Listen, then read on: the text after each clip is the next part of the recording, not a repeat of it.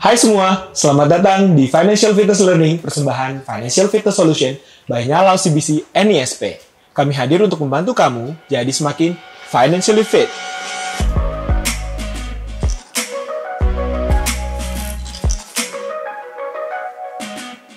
Tahukah kamu, ternyata 46% masyarakat Indonesia hanya mampu bertahan selama 1 minggu jika kehilangan sumber pendapatan.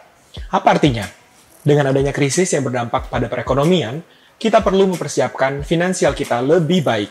Salah satunya dengan menyiapkan dana darurat. Masih ada yang tidak punya dana darurat, padahal musibah bisa datang kapan saja. Contohnya, keluarga yang tiba-tiba jatuh sakit, kecelakaan, hingga kehilangan pekerjaan. Jadi, apa sih dana darurat itu? Dana darurat adalah dana yang disiapkan untuk keadaan tidak terduga, karena banyak hal dalam hidup yang tidak dapat diprediksi. Dengan memiliki dana darurat, kamu bisa tetap memenuhi kebutuhanmu hingga situasi kembali terkendali. Tujuan dana darurat pun bermacam-macam. 1. Meringankan beban pikiran. Dengan memiliki dana darurat, kamu akan lebih tenang menghadapi masalah, seperti kena PHK, masuk rumah sakit, atau kendaraan rusak. 2. Mengurangi pengeluaran tidak penting. Saat berkomitmen untuk mengumpulkan dana darurat, otomatis kamu akan belajar menentukan prioritas dan mengurangi pengeluaran yang tidak terlalu penting. 3. Keputusan keuangan yang lebih baik. Saat kamu memiliki dana darurat yang cukup, maka kamu bisa mengambil keputusan keuangan yang lebih baik, seperti menghindari utang dengan bunga tinggi karena terdesak kebutuhan. Apa sih bedanya dana darurat dan investasi? Salah satunya tujuan dana darurat, karena kita tidak pernah dapat menebak kapan situasi darurat akan terjadi. Maka dana darurat harus menjadi prioritas utama. Kalau investasi, tujuannya adalah meningkatkan nilai aset. Setelah kamu mengumpulkan aset, kamu dapat berinvestasi untuk meningkatkan net worth kamu. 2. Waktu penggunaan dana darurat. Siap digunakan kapan saja. Karena sifatnya mendadak, maka dana darurat harus dapat diakses kapan saja. Sedangkan investasi, waktu penggunaannya adalah periode menengah hingga panjang. Untuk memaksimalkan return, pada umumnya investasi membutuhkan jangka waktu yang cukup panjang. 3. Resiko. Kalau dana darurat, memiliki resiko pasar yang lumayan kecil. Kalau investasi, memiliki resiko pasar yang moderat hingga tinggi. Ingat, high risk, high return. Investasi memberikan return yang lebih tinggi, namun resikonya juga tinggi. Jadi berapa banyak dana darurat yang dibutuhkan?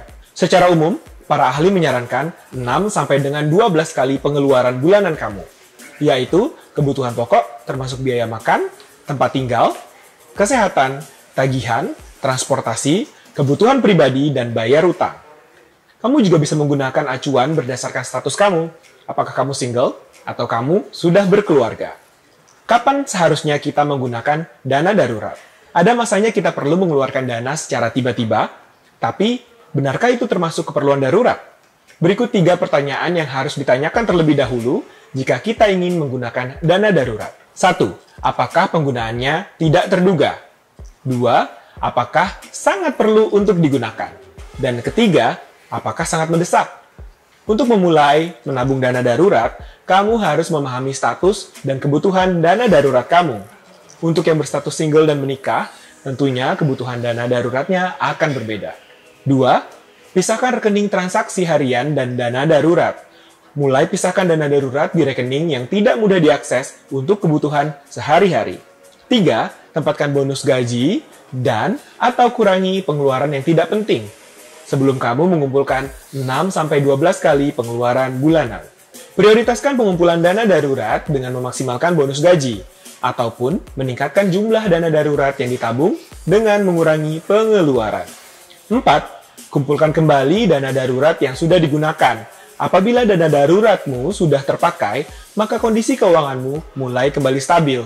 Kumpulkan kembali dana darurat sebesar 6-12 kali pengeluaran bulanan. Jadi, apa saja yang harus mulai dilakukan untuk mengumpulkan dana darurat? 1.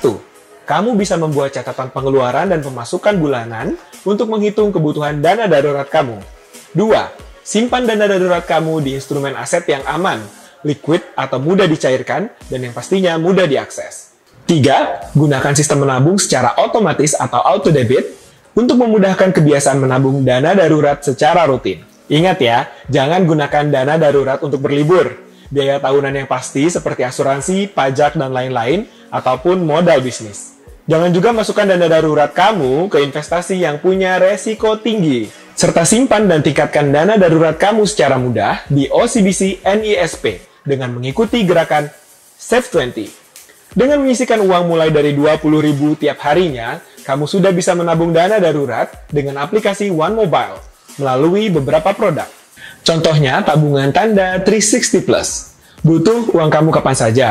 Bisa pakai tabungan tanda 360 Plus dengan berbagai fasilitas. Dan pastinya program menarik khusus buat kamu.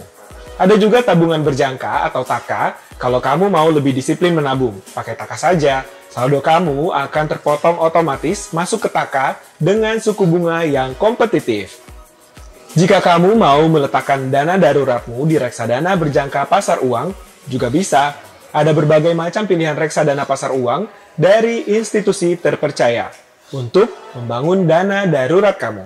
Sekian untuk video kali ini, sampai jumpa di video selanjutnya.